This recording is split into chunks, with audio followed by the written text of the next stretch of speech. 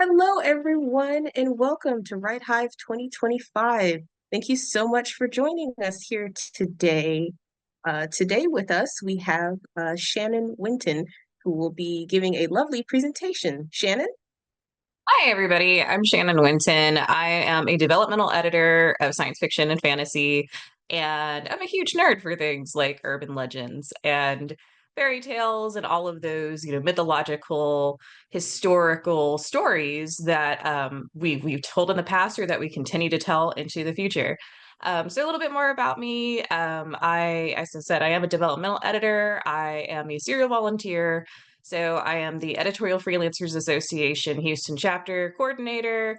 I run a small group called Houston Independent Authors. I say small, but we're multiple thousands now, and we usually do a free educational activity every Thursday over Zoom, where we bring in a speaker or an author, somebody to talk about either writing craft or the publishing industry, things like that. So I'm a huge fan of education, which is great because Right Hive does the same thing. They educate for free.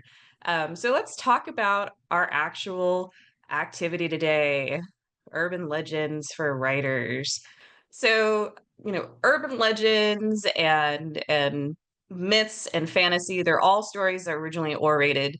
And for most of us, urban legends, the first time you heard them, you were either sitting around a campfire with a bunch of your cousins, or you were at a slumber party late at night and somebody pulled out, a light in the darkness and told you this spooky story and scared the crap out of you. And that's your first introduction into the world of urban legends is having this worm sort of like burrowed into your brain that never goes away, of the first thing that's just scared the crap out of you. And so basically, how do you as a writer encapsulate that? How do you take that experience of being told this truly preposterous story, but that still left a lasting emotional impression on you, and put that into your book? And so, really, the first way you need to do that is to kind of figure out what urban legends are. We already kind of talked about me a little bit. I think I forgot to mention I'm the continuity editor for Cursed Dragon Ship Publishing. But I mean, you've already known about it. So let's talk about what we're going to talk about today. So on our agenda, all right, blah, blah, blah. On our agenda, we're going to talk about the psychology of urban legends. We're going to talk about the lasting power of a lot of these urban legends, because some of them have been with us since antiquity. And then we're going to talk about what happens and why an urban legend dies, how it survives by evolving, and what elements are important for that urban legend to last, and then how you use it in your writing.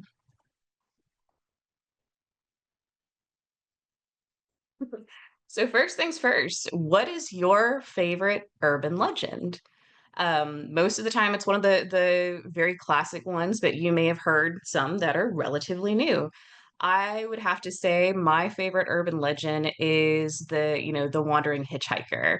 And it's an old one. I think we all know the story in some form, where a person is out late at night, they pick up a hitchhiker, they're supposed to take them home, and then when they get to whatever the location is, they turn and that person has vanished. There's, a couple others. They may have left a piece of clothing, and so the person returns to the same space the next day and realizes, like, oh, oops, it's a graveyard. Or they go to take that piece of clothing to a parent, and the parent says, oh no, Timmy died 10 years ago last night. Just things like that. So there's an element of the ghost comes with you, and you don't realize till the end that it's a ghost. And that doesn't sound very scary when you say it out loud. But the reason I think I love that one so much is because there are so many iterations of it. And the history of that tracks back to the Roman Empire. It first was told on trade routes between, Rome and Europe, and then also Rome and Egypt, when you would have soldiers that were broken up from the main, military regiments, and would end up meeting with other soldiers who were, actually ghosts. So I love that one because it sticks around, and there's still different versions of it that are being produced today. I think, I could be wrong, it is the oldest urban legend that we know. But what is yours? What's your favorite urban legend, and why does it have such a big impact on you?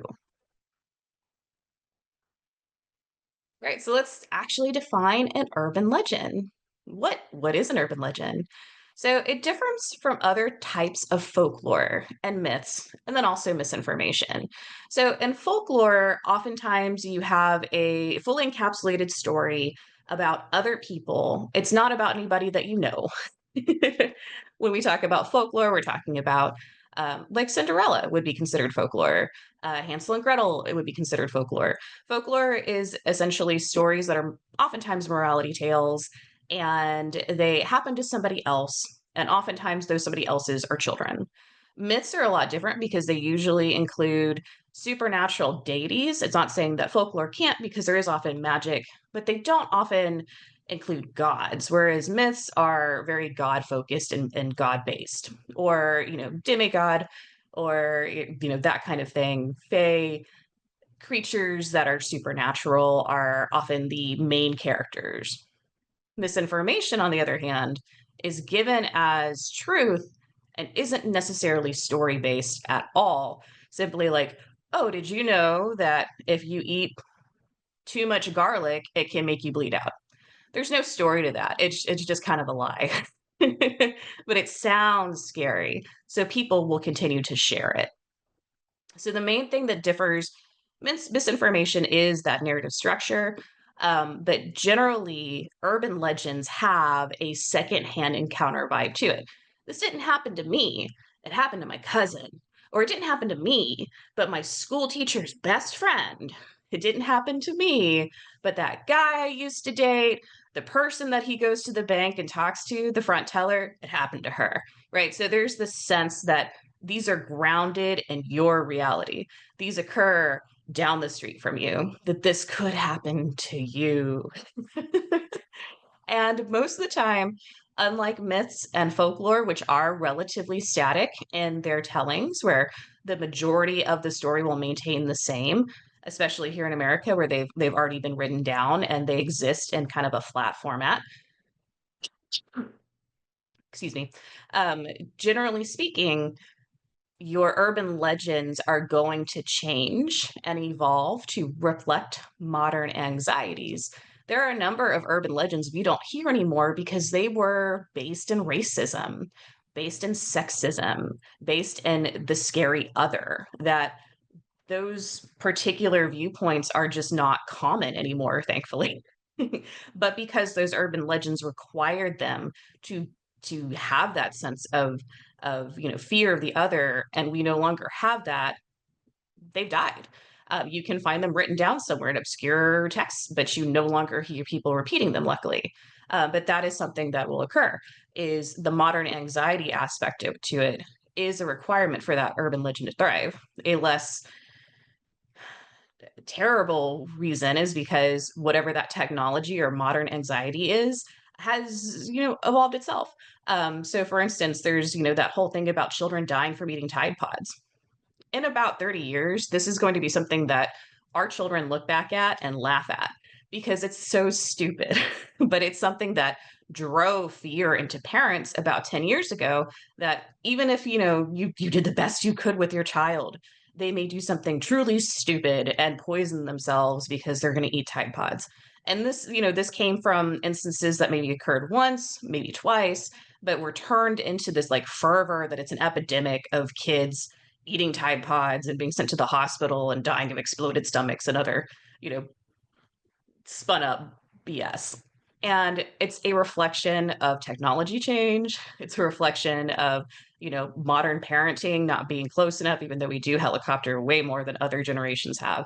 But those are urban legends that are still kind of sticking around simply because they reflect our modern fears.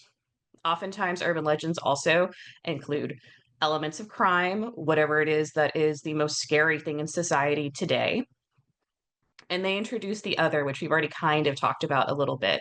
But the other doesn't have to be somebody that is particularly different. It's just that they have other ways of thinking. So there are urban legends that exist about atheists that scare, Christians. There's stories about other of what happens to your body when you become a teenager and it changes. That scares younger children who are on that cusp of adolescence and frightens the crap out of them. And then most of the time, urban legends have a sort of coincidental set of events that lead to a twist ending. So the coincidental set of events in, the story may lead up to a point where the protagonist of that story thinks that the person behind them in the car that keeps flashing their lights is the bad guy. But when they jump out of the car to, get to a policeman, get to their father, get to whoever that's supposed to represent safety, it turns out the guy behind them that's been chasing them all night was trying to protect them by, pointing the lights out to the killer in the back seat that kept raising his hand with the dagger, right? So you have that twist ending, and that's very common in urban legends. So let's talk a little bit about why we tell stories that are like patently untrue, but try to pass them off as real. Or that we tell stories that, have this one kernel of truth, one kernel of actual semblance of something that happened in reality, but have been outsized and overwrought and dramatized. Why do we even do that? What's the purpose of it? So there aren't a ton of psychological or sociological studies on urban legends, but there have been a few, and they are quite telling. So one that was pretty amazing was one that broke the urban legends up into different sections. Some of them said, hey, these very clearly are legends that try to teach you about how to survive. And these are the ones that try to teach you how to navigate social situations. And these are the ones that are a dynamic of the two. So when they did that, they got a number of people and they told them different urban legends. And it was pretty nifty because they were able to say, okay, do you want to hear this? Do you want to interpret this? Do you want to retell this? And so they they had a bunch of data basically saying, what do people want to retell, and what do they even want to listen to, and what do they want to interpret? And what it turned out is most people were more interested in learning about things that are survival biased, but and they were more likely to remember the details of that survival bias better. But the ones that were more social were the ones they were more likely to retell, to want to tell other people. And the elements of the story or the details of the story, they would change and they would like stretch out and make bigger and sort of retell it in a way that wasn't 100% true to what they had originally been told. So to give you an idea of like what these different types were, because they told like a total of 18 stories between all of them, but like the survival bias would be one like um, you go out late at night to a bar and you hook up with this girl, um, and then everything goes black and you wake up the next day and you're in a bath full of ice water and your kidney's gone or something. So that's kind of a survival bias one. A combined one would be like the girl that never brushes her hair or washes it, but she keeps putting more and more product in it to kind of like keep it up because she wants to look pretty. And then all of a sudden she like drops dead. And when they do the autopsy, there's like a bunch of spiders in her hair because they've nested because she was so focused on being pretty that she didn't protect herself.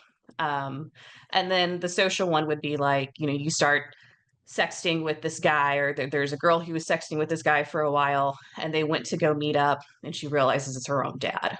So there's like be careful in all these different realms. Like make sure you don't do something that's going to get yourself killed, or make sure you don't do something to maintain that social standing that's going to cause you to be damaged, or be careful in all social situations because you never know and it may turn out to be something terrible. And the way people took to this was they would rather learn the survival type stories so that they could survive, but they would rather tell the ones that had the social dynamic. And again, they would take the details of those social stories and they would stretch them out and they would make them bigger and they would turn it into a bigger production. So the other thing that people have looked at is like, who are the kinds of people who will tell these stories? And a lot of times it is teenagers, but outside of teenagers, who's most likely to believe these stories? And one of the things the researchers found on that particular study is that people who have higher schizotypical scores, meaning people who have more magical thinking in general, or whose like sense of reality is maybe a little bit farther than a neurotypical person, are more likely to believe these stories, even if they have details that they know don't match reality. And so they have the recognition like, no, of course, this isn't something that I would believe would happen in real time, but I believe that this happened. And they have a harder time, defining reality testing. Now, there's a big difference between full belief and enjoying the retelling and enjoying the process of, gossiping essentially about these characters that don't exist. But just to be aware, like, there is a part of us that looks to magical thinking when we tell these stories, even if there's not magic in the urban legends. All right, so this is an activity for you. You may want to pause the video, but I want you to think of a time, if this is not too emotionally hard for you, in your youth when you were hurt by an experience or that you almost died. And how did it impact you, and how did it change you? Because this is the kind of thing that births urban legends. These one-off experiences that have a basis in reality, but then become something bigger and different. All right, so let's talk a little bit about common urban legends. Okay, the killer in the back seat, we kind of talked about that one already. That's the one where, the person gets in their car after a long shift late at night, and then they notice there's somebody behind them that keeps flashing their lights and getting closer to their car and scares the crap out of them. And then they either race back home to the parents or family member, or they stop at a police station and jump out, because they're afraid the guy behind them is so crazy that he's trying to kill her. And then a switcheroo, it turns out the killer was in the car the whole time. Another version of this is where, the person goes to the car late at night, and they go to put the key in, and then somebody slashes their ankles. That one to me is a little bit less interesting because there's less of a story to it. Buried alive is also very common, but it's not as common as it used to be, when we actually did bury people alive, because we were bad at telling when someone had truly died or if they were in a state of essentially shock. So people would get buried alive, and in some cases, in some different societies, you'd have a bell tied to a toe or to a foot. So if the body started moving, the bell would ring, and you'd be able to tell if they were still alive. But the buried alive story comes from, some actual instances where people were buried alive, but they're told in a very outsized way. So I think the one that I always heard as a kid, that so and so had a terrible fever, and then when she died, she was buried quite quickly because they were afraid of infection. And then her twin sister would have these nightmares about being buried alive and clawing at the top of the coffin and clawing and clawing. And it got so bad that on the third night, her parents finally said, "Okay, we're going to dig up your sister and prove to you that she's dead." And when they opened up the coffin, they saw that she was dead, but she had been clawing till her hands had bled, trying to get out. A newer version of buried alive that I hear that does have a few instances in reality is where someone has been presumed brain dead, and they take them in to harvest organs, and then they somehow wake up on the table. So that one is an evolution of buried alive, and it's horrifying. Like, nobody wants to believe that could happen to them. And so, you tell the story, and it has these negative, impacts on the person. Like, now people are more afraid to, be organ donors, or people are more afraid of death because they're concerned they're going to get stuck in the situation. So Bloody Mary, Baby Blue, and Katapromancy, what that basically means is these are games that are formed off of urban legends. So Bloody Mary has a few derivations, but generally speaking, it's when the little kids say, all right, I'm going to go into the dark room with the mirror, and I'm going to say this name 3 times or whatever, and she's going to show up behind you and like, ah. In some cases, she'll chase you around. In some cases, she'll like scratch you. There's a bunch of little derivations, but it comes from this basic background story of this woman who died in a terrible way, and so she comes back and haunts. Baby Blue is very similar, where like a mom killed her own child by suffocating him right after he was born, and he never had a name, so he's called Baby Blue because he's blue. And so the story is you'll go into the bathroom and pretend to hold the baby, and you say Baby Blue a certain number of times. And if he shows up, he's gonna like scratch up your chest. Why you want to play this story, I don't know. These were always really weird to me. But they all stem off of these urban legends, and they're an evolution of the original legend that have turned into children's games. The licked hand is another common one, and that one has a number of like scarier and then also more mild versions of it. And essentially, somebody comes home late at night and they can hear like a dripping, but they don't want to wake up their roommate, or they're just too tired to go figure out what it is.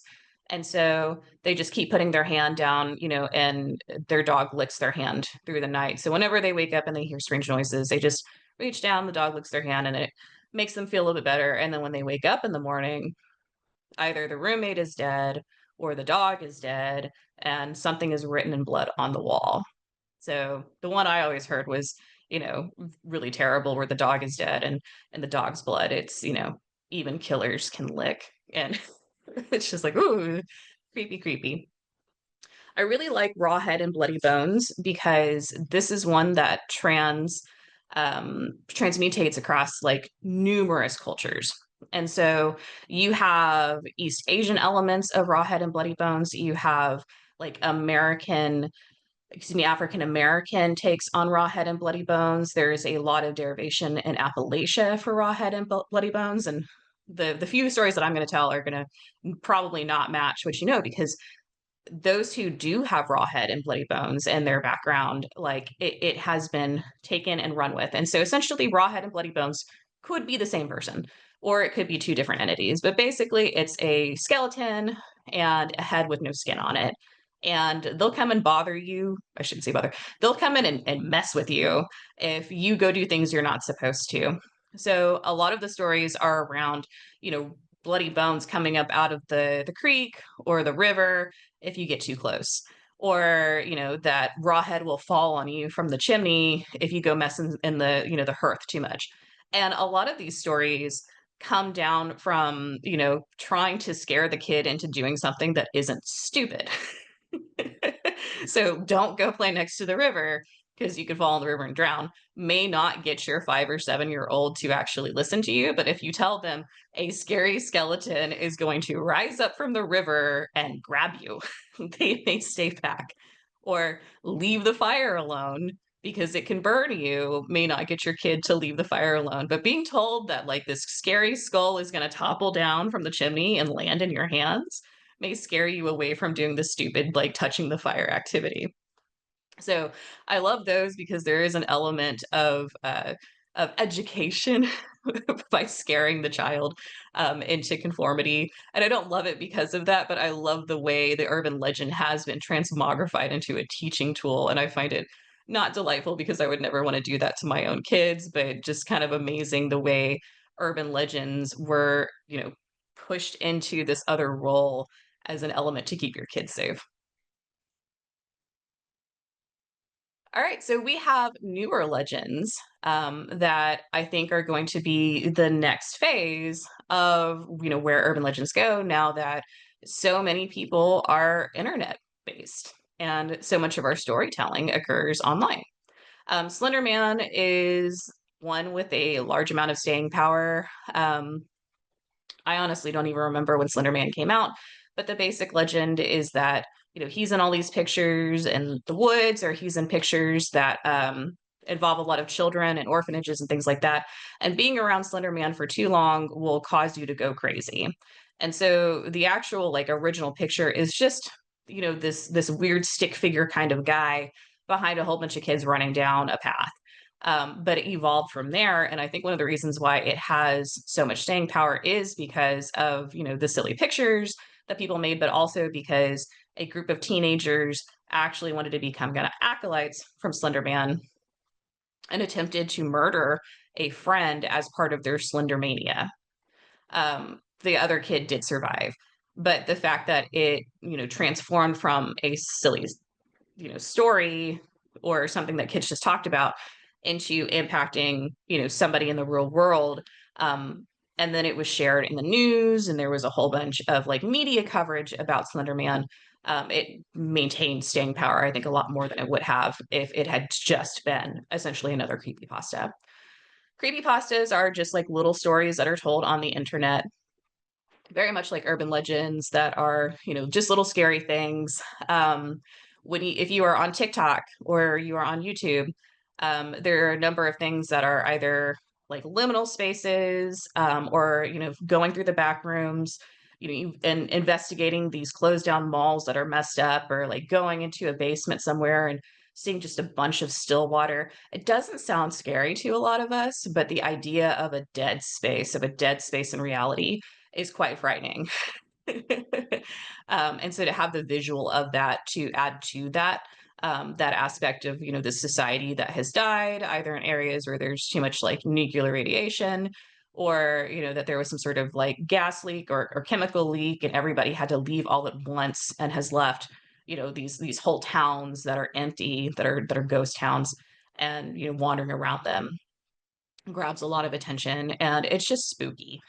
There are a number of glitch in the matrix stories, that people also tell that kind of make it seem like we live in an alternate, um, or that we're part of a video game of a larger, society or whatever, that we live in a false reality. And so stories like this will be like, my friend was driving, across country, and in every single gas station that they stopped at, it was the same exact husband and wife who were running the register, every single time. Or my mom called to tell me to leave a party, and I didn't want to listen to her, but she called me 3 times and she said I needed to get my butt home. And I was just surprised because she normally works at night. And so I left, and then the cops busted the party. And when I told my mom what happened, she goes, "I never called you." So these are glitch in the matrix stories where it's like something happened that was impossible. And I talked a little bit about the Stillwater and abandoned exploration already. Internet hauntings, are also relatively common. I think they're a little bit less common than they were when the internet was, a little bit younger. But these are stories where, like, if somebody is internet bullying another person at their school, and that person commits suicide, and then they haunt their bullies through the computer, either by taking videos through their computer, distributing them, or threatening them in emails that should not be able to exist, and making them do things, in penitence, basically, for their misdeeds. So these are the way that new legends are spawning. And these are ones that are dying, and honestly, that they should. These are things in a lot of ways that, either are born out of prejudice, or ignorance, and we don't want to tell our kids anymore. So Indian burial grounds, where there's stories about, othering people who are Indigenous American and their sacred spaces, and turning them into, some sort of monstrous, terrible place where unworldly or supernatural or ungodly things happen and will chase you around, or destroy you. Those should go away. I mean, what, all these do is spread racism. I'm going to say the same thing about satanic panic kind of stories, which were very big in the 80s, about how if you turn a rock record backwards, and it would like say, like, like, love your Lord and Savior Satan, or whatever, or that people were, honoring Satan by molesting children. These are all satanic panic urban legends. And in some cases, they've led to people who were truly innocent of crimes being indoctrinated, or even committing suicide because of the shame of being called out for being like a Satanist, and what that has done, to their life. And that, it was terrible. These were true tragedies, and it's good that they, they're not around anymore, because of the pain that they helped, people inflict through essentially bigotry. Some other ones that are not as common, but maybe not aren't as harmful, would just be like chain letters. It's hard for chain letters to exist in our current technological place, chain letters, if you're young and you haven't experienced them, were oftentimes just like notes on paper people would pass from one another saying, like, you have to share this story. And if you share it, something good will happen to you. But if you don't, then this terrible thing will befall you. And it would tell you, like, what wonderful thing happened. So and so won a lottery because they shared the chain letter, but so and so's wife left him and took their children if you didn't share this chain letter. And when people started using email, they would try to send chain letters via email. I remember getting a few back in the early 2000s and thinking it was just as silly as these chain letters were on paper, but they come with implicit threats, so people would share them around. It's a lot harder to share a chain letter via text, which is how most people communicate now. And so the technology has sort of left chain letters behind. But when I've told this, when I've had classes before, people have told me that they have received text chain letters. So maybe it's not as dead as I thought it was. The 27 Club is an old legend that, people who are famous, rock stars, like Jimi Hendrix, they die when they hit 27. And this is a confirmation bias kind of story. And some of it does come from the idea that, the person sold their soul when they were, up and coming and they have 10 years of fame and then the devil takes them. And that's the devil in the crossroads story. So there's a lot of linkage between the 700, between the 2700 Club and the devil in the crossroads. But there are so many people who are famous and who are accessible, and information about them is more easily available. And then also there's just been a change in how we view how people create success. And so the idea of the 2700 Club and the confirmation bias that really caused it to be exciting is it's hard to replicate. People die all the time, famous people, alike, and they're not all 27. And the likelihood that they die in 27 is not particularly high compared to any other age from a statistical standpoint. Mother with the milk bottles. This is an old story, really was big during the Great Depression, where, a man was, running his grocery store essentially, or his market stall. And he would see this woman who was in a tattered dress and bare feet. She wouldn't say anything, and her hair was all disheveled and she was very pale. But she would steal milk bottles. And so he, would run after her after the first couple of days, realizing that she was just stealing milk. And one day he chased her all the way to the graveyard, and she disappeared behind a particular grave that was fresh and new. And when he got there, he could hear crying. So he got the grave digger, and they dug up the grave and realized that it was a woman who had died while she was pregnant, and after death she had born the child, and so her ghost was stealing the milk bottles to feed her baby.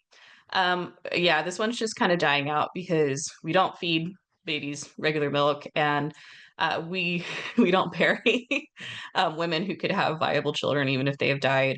And there's a whole host of reasons why this one just doesn't have that same kind of staying power, because there's many ways to feed kids.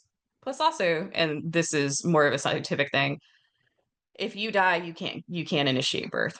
Like, your muscles respond to both your brain and hormones that neither of them is going to be present, even if the baby was somehow still alive inside of you and not, there wasn't an attempted resuscitation.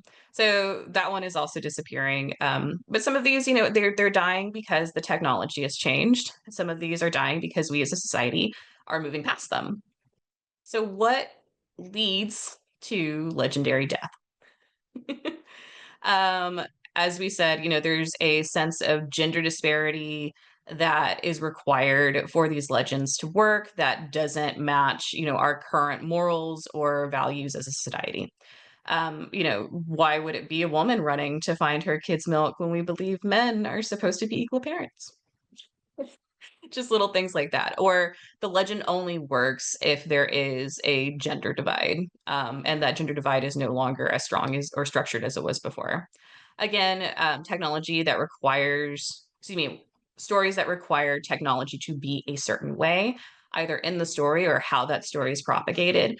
Once that technology moves past them, you're going to lose it. So anything that required record players when people don't really have record players, or for there to be a cotton gin for the story to make sense, or a handwritten note, it doesn't work for younger audiences, and so those legends don't continue. There's also, again, as we talked about, the evolution of the in-group dynamics, what makes somebody, consider something else different or scary is changing, and that's usually a good way. So these stories that have, an ist aspect to them tend to not be told as much, which is great. All right. So, reasons why the stories survive, even if they have to evolve to do so.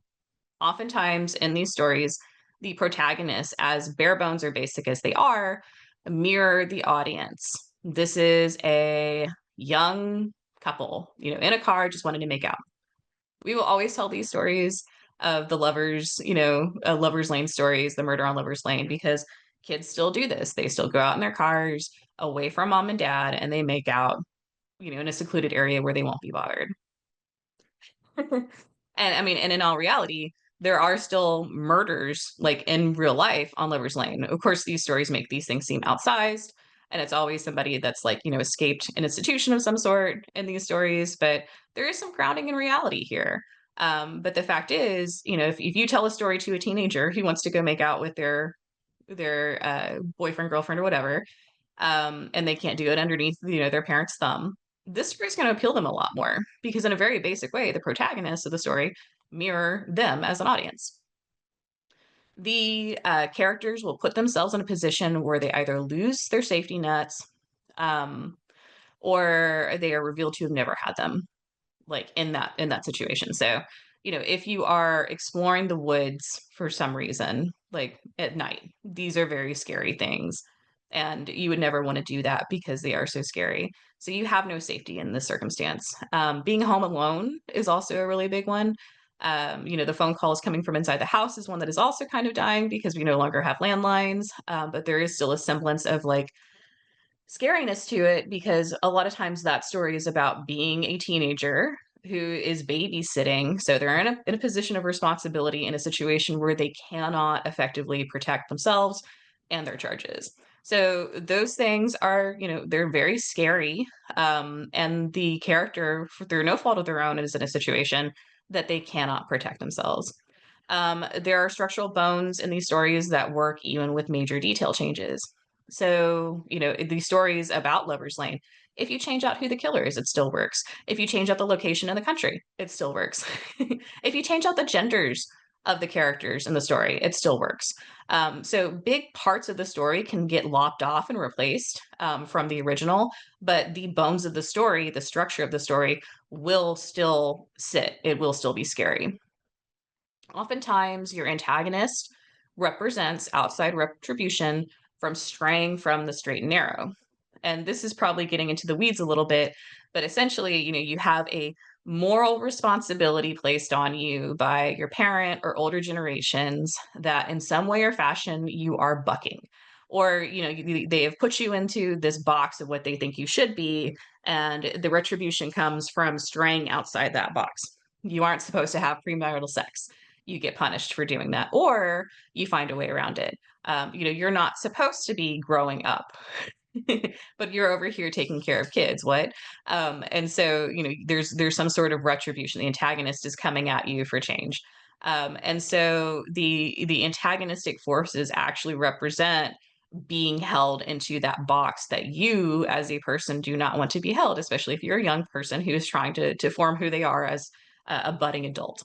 The antagonist may also prey on the protagonist out of convenience. And this is like this wouldn't happen if you just didn't put yourself in that situation, which I don't love that aspect, but that is an aspect of a lot of these stories, right? Like, well, if you hadn't gone to the bar, you hadn't gone to the rager, nobody would have been able to spike your drink and you'd have your kidney. It's convenient. You're there, and so it's convenient for the antagonistic to prey on you. So it's sort of a warning: stay out of these situations where you become a convenient target. And again, the primary audience is the youth, not the older generations.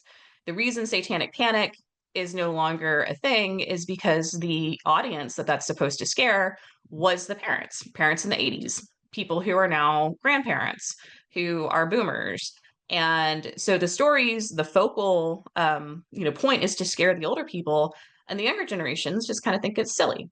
So if you have a kind of urban legend that targets the older demographic, it will stay with that older demographic. It will not get passed on through younger generations the same way these other stories that target the youth will continue to be passed on. All right, so I know you're doing this after the fact, but I think this is a fun activity. And again, if it's not too emotionally difficult for you to, investigate. So go back to that event from your childhood, the one that we kind of talked about earlier, where you either got hurt, in a situation. One that always comes to mind, and this is not an urban legend, but I had a friend in high school who, during the summer, kind of got, dared to jump off her roof onto a trampoline. And so this wasn't something that happened to me, but it left a huge impression on me. So she jumped off her roof. Everybody told her she would be safe. She jumped onto the trampoline, fell. Like, I don't know if it was the impact on the trampoline or the fact that she like tumbled straight off of it, but she broke both her legs.